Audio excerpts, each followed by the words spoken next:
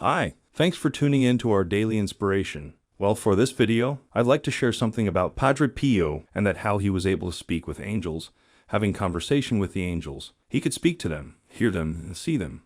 Padre Pio once said, "Do not forget this invisible companion. He's always present, always ready to listen, and even more ready to console us. Always keep him present in our mind's eyes. Often remember the presence of our guardian angels and thank them. Pray to our guardian angels, open ourselves up to our guardian angels, and confide our sufferings. Have a constant fear of offending our guardian angels. Pure gaze, that is, the pure gaze of the angel. Turn to our guardian angels in times of anxiety, and we will experience beneficial help. Never say we are alone. Never say we have nobody to whom we can open up and confide to." So here are some stories shared by the people who knew Padre Pio and his interaction with the guardian angels. And the first story is a spiritual son of Padre Pio from England. His name was Cecil Humphrey Smith. Now, Cecil Humphrey was in a car accident, and it was a pretty serious accident, where he later ended up in the hospital. And one of Cecil Humphrey's friends decided he was going to send a telegram.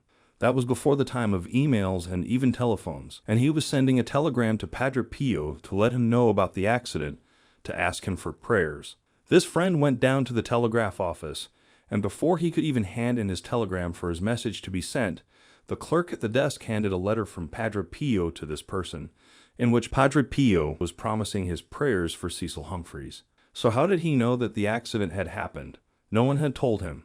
Anyway, the story goes that when Cecil Humphrey recovered, he went to San Giovanni Rotondo, and he actually asked Padre Pio about this. And Padre Pio responded, "Well, do you think the angels travel as slowly as planes?" So that was his answer. And this shows us that the guardian angels actually told Padre Pio what had happened. There were some other incidents that happened around Padre Pio. Several friars in the monastery in San Giovanni thought they had encountered Padre Pio's guardian angel. Don Giorgio was meant to serve Mass with Padre Pio, but he fell fast asleep, and he was in his room in town, so he wasn't even near the monastery. And in the midst of his sleep, he said he felt 4 fingers on his shoulder, and he heard someone saying, "Come, you have to assist." He woke up and he looked around the room, and there was no one there, so it was his guardian angel who'd woken him. In the mid-1960s, this was when Padre Pio was getting old and feeble. Padre Alessio was assigned to assist Padre Pio, and his job was to help him to get to Mass or to the confessional, and then to come back later and help him to continue. But it seems that Padre Alessio could not keep up with Padre Pio, and he recalls he did not get much sleep. So he would take Padre Pio to the confessional box, and then he'd go and he'd catch up on sleep, a little rest somewhere. And sometimes, perhaps quite often, he overslept. But he always would hear someone knocking or calling in the midst of his sleep, in the deep of sleep, and he would go downstairs, and sure enough, Padre Pio would be finishing Mass. And then one day, he missed his appointment with Padre Pio, and Padre Pio pointed his finger at him and said to him, "Do you think I will continue to send my guardian angel to assist you to wake up every morning?" So Padre Alessio was aware that he had been woken up, and this confirmed that it was Padre Pio's guardian angel who was doing this. He was giving his guardian angel little missions, little chores to do, which is quite nice to hear. And here's another story, and this one is also truly incredible. It's unbelievable, the story. There's a car dealer in Florence by the name of Pier Giorgio Biovanti, and he was one of Padre Pio's spiritual children, and he was traveling to San Giovanni from Florence.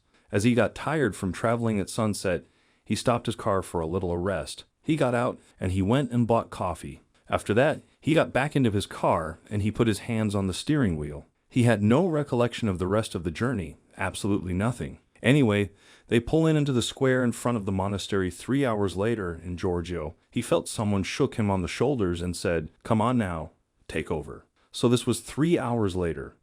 There were 3 hours of missing time, and right in front of the monastery, he had woken up. So the next day, he told Padre Pio about the story, and Padre Pio answered, "Well, what do you think? You were sleeping all the way and my guardian angel was driving for you."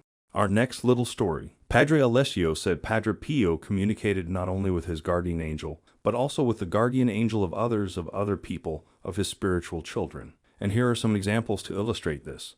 Once, someone interrupted Padre Pio in prayer, and he said to him, "Don't you see I'm very busy? Don't you see all these guardian angels coming and going backwards and forwards from my spiritual children, bringing messages from them?" And obviously, he was giving messages back to the guardian angels. Sometimes Padre Pio was overheard in his prayers, things like, "Tell her I will pray for her," or tell him, "I will knock on the heart of Jesus for his disgrace."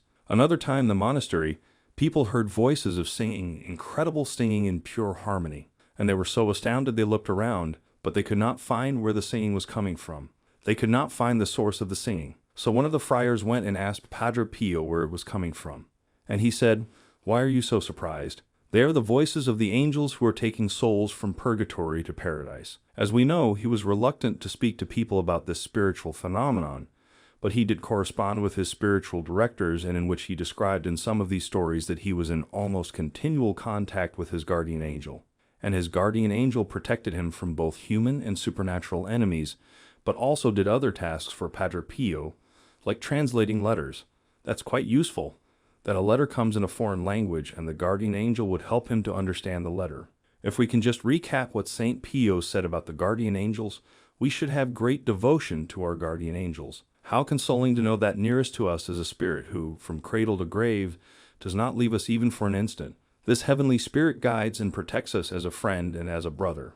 Well, that is all for the video this time. I hope you've learned a lot from what we've put together for you this time. If there's any suggestion or feedback, please don't hesitate to let me know in the comments below. Until the next time, stay safe, stay healthy, and God bless you.